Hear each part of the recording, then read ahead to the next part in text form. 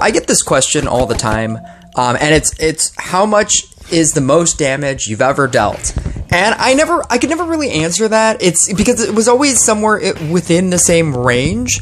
I think that like 10 or like 8 or 12, like somewhere in that area was like the most damage I've ever done. And obviously as the game progresses, it both gets easier and harder to deal more and more damage, because they keep changing PvP so that it gets, so in its current form right now, they've now added armored monsters, where you'll start to see that monsters have more armor. It goes like 5%, 10%, and then it increases. And then they've also shortened the waves, so that you have less time to build up everything that you need to build up. In shortening the waves, that is also making the game quicker, which saves you time, but it also progresses the game faster so that it gets harder quicker. And that has made like 200 billion damage games, which used to take like upwards of an hour. It's condensed that to like about 20-30 minutes.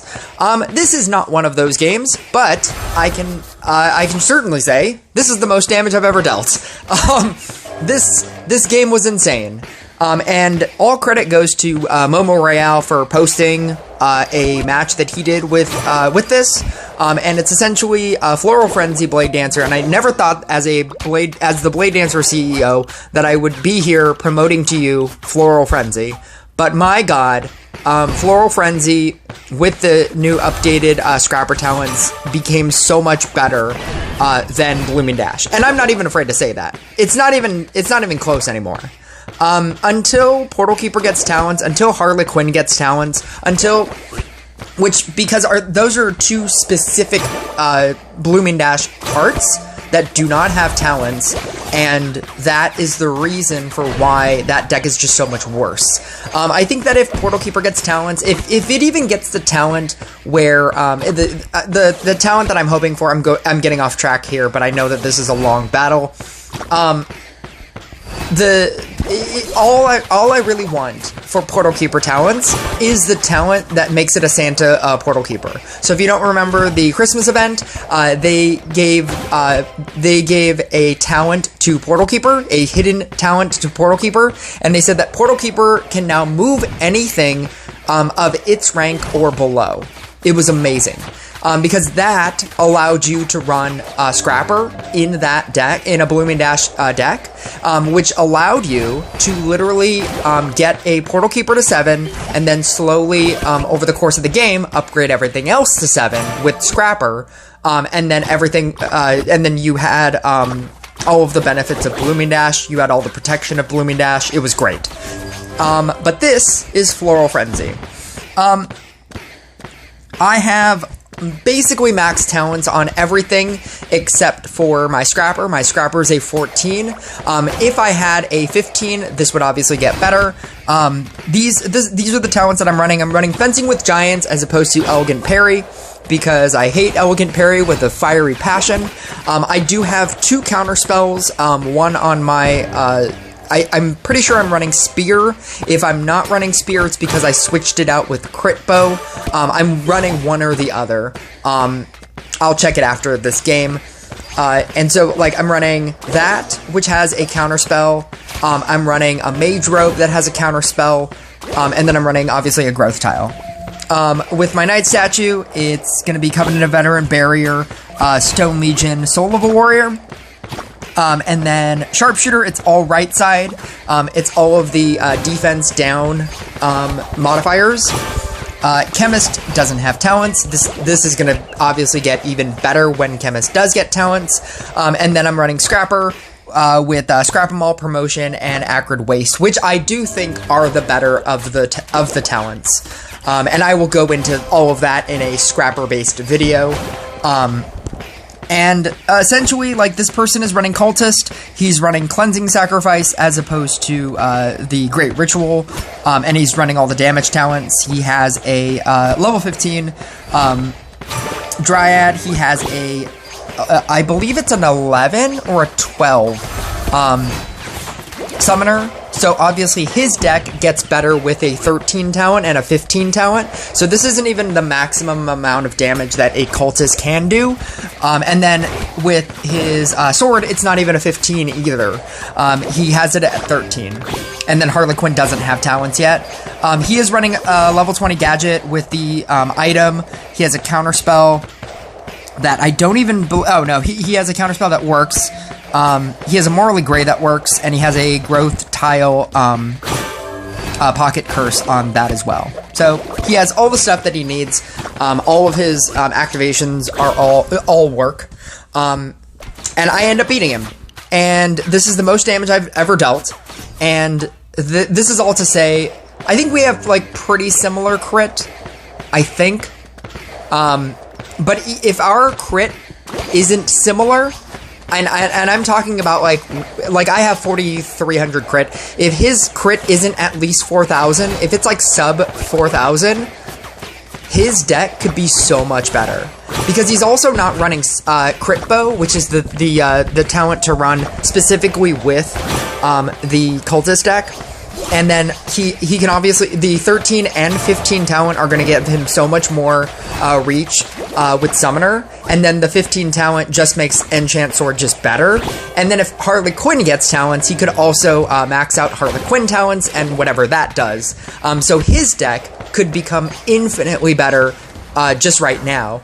If he changed out his Spear with Crit Bow, and then if he had the max talents for Enchant Sword, Summoner, for Enchant Sword and Summoner. And so what I'm trying to say is, I think that Blade Dancer, while not being, like, meta, I wouldn't recommend this in any kind of serious regard.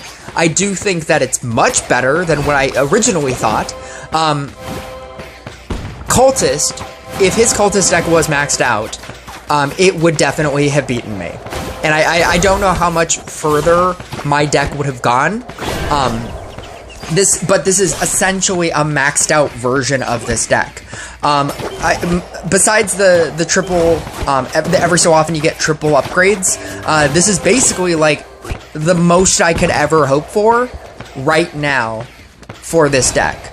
I do think that you need to run Mermaid because it's just, you have to cleanse. And the thing about Scrapper is that it's very possible for you to not upgrade a unit, and because it's not Blooming Dash, where all of your stacks are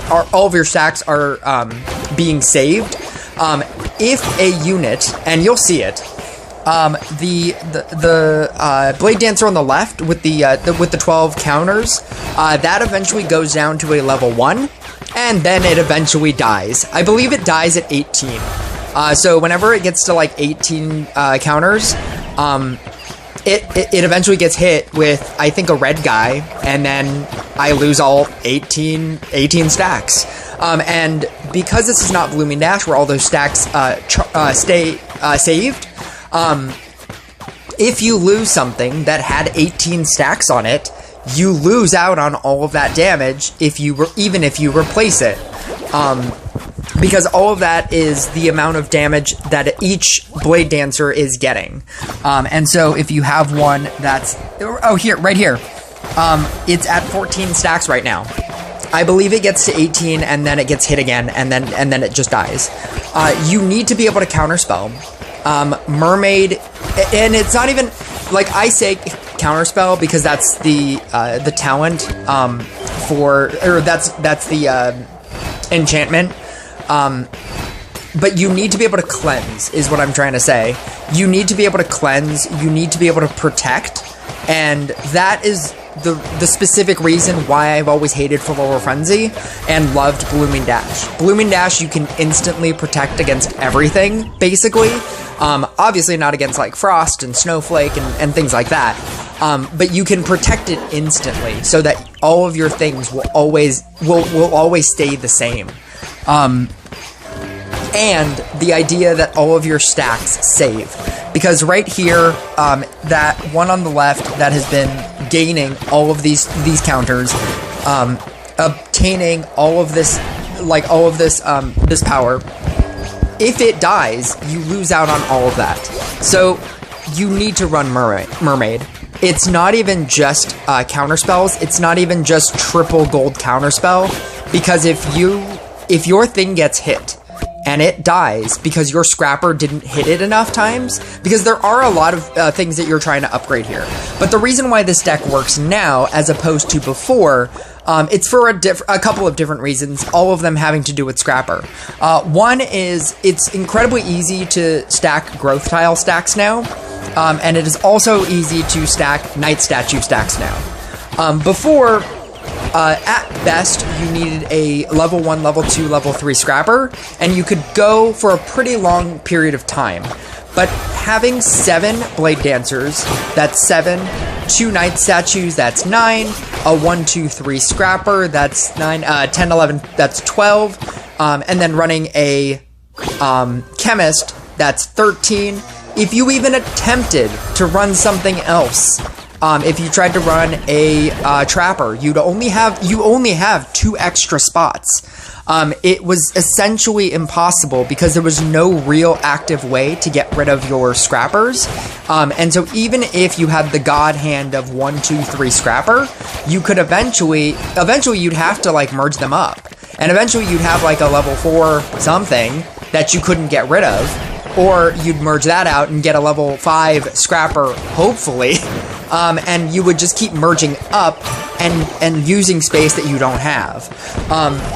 With Scrapper, currently, because you have the ability to merge all of them down with a mana ability at will, you have the ability to only utilize 2 Scrapper spots, and then go infinite with those 2 scrapper spots. And essentially that's what you've been watching me do. I've been trying to build this bottom left corner growth tile, and before with the Floral Frenzy deck, in no reality did I ever want to try to build growth tile stacks, let alone try to build night statue stacks in the center.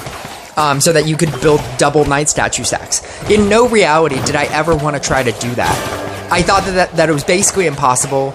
I thought that it was a waste of time. It's obviously not a waste of time, but in a Floral Frenzy deck, it was just so difficult.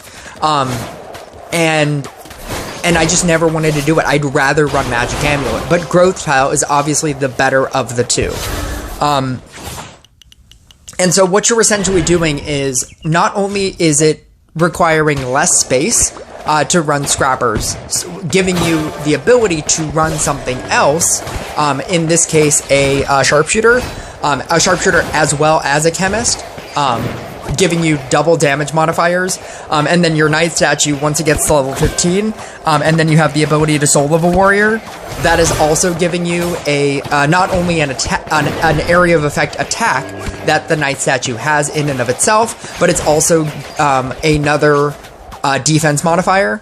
Your scrapper, if you're using the recycler version, that is a modifier, and then all of the blue guys from the Acrid Waste are also defense modifiers. Essentially, I thought that I was doing pretty bad in this round, and then I believe in the next round is the Bedlam round. Maybe. No, 2 rounds after this.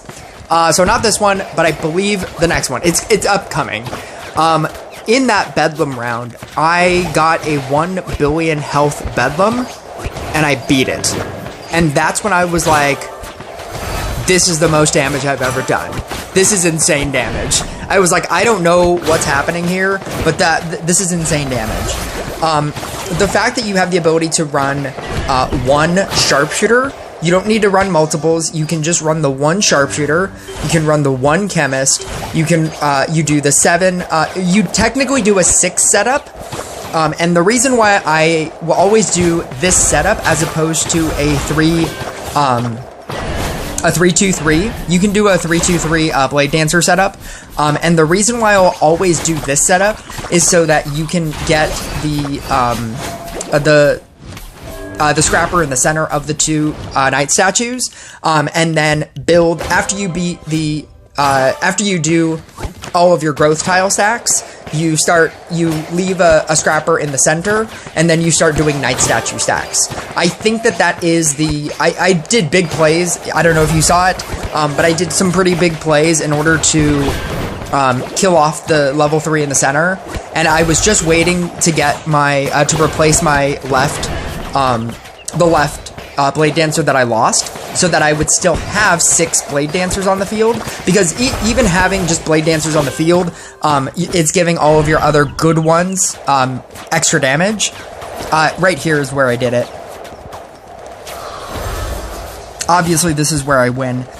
And then, if the game continues, you can now build Knight Statue stacks, as well as, like, letting your Blade Dancers get Floral Frenzy stacks. Every time you eat something with your Scrapper, you're getting the Acrid Waste, which is a defense modifier, and then you're getting the defense, or you're getting a modifier off of the Recycler every time you eat something with that. Your Chemist is obviously a defense modifier. Your Knight Statue is a defense modifier every time it attacks with Soul of a Warrior. And then your Sharpshooter has triple defense modifier. This is how you build decks in the current version of PvP. You're running one Blade Dancer, or you're running one DPS unit, and every single other thing in your deck has to be something that helps you deal, it's a support card that helps you deal damage.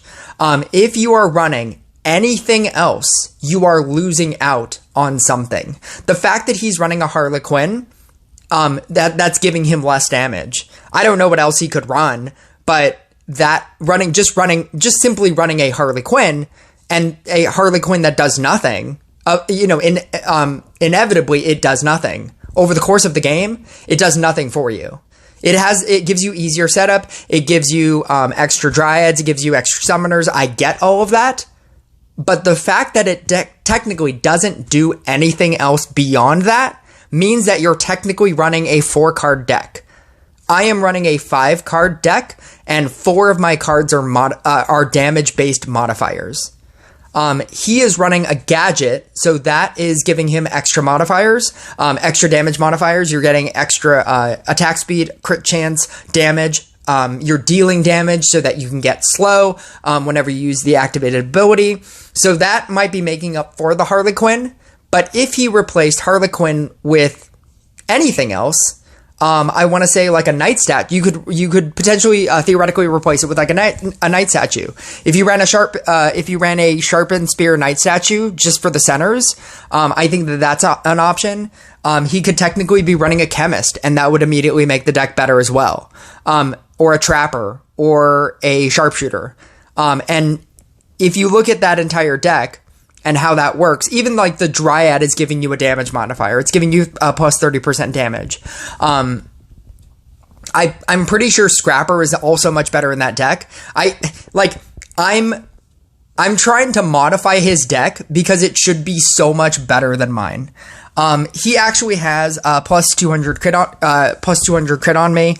I cannot remember. I'm running Crit Bow.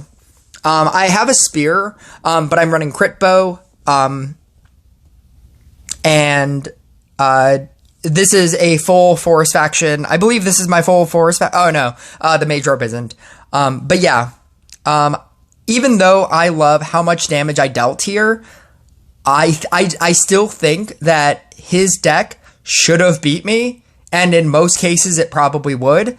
But I just kind of wanted to talk about the how all of these damage modifiers are now becoming the new thing. Or not the new thing. It's kind of been a thing for a little bit. But this is how you need to build a deck. You need to build a deck so that it has the ability to protect you, but then all 4 of your cards need to be damage modifiers. It can't just be support cards.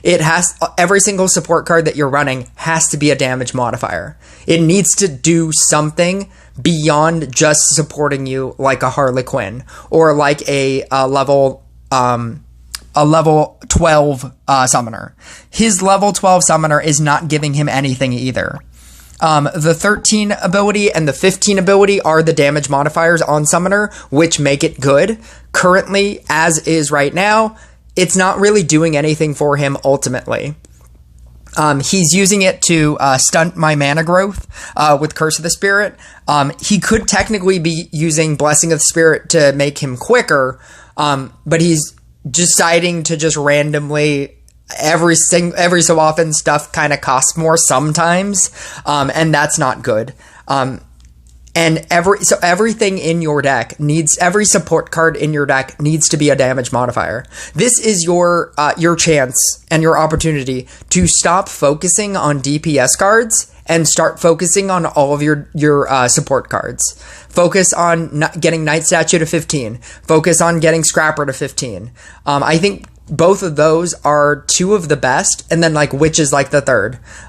Get your Witch to 13. Get a Sword to 13 if you're using Sword. I don't know if Dryad is necessarily that great anymore because all it does now is give you 30% damage.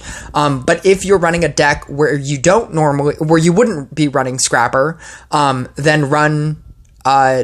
get your Dryad to 11. I think even a level 11 Dryad is really good. But you have to upgrade your support cards and upgrade the ones that have damage modifiers on them, because the amount of damage modifiers that you can now stack, it does this to decks that shouldn't win.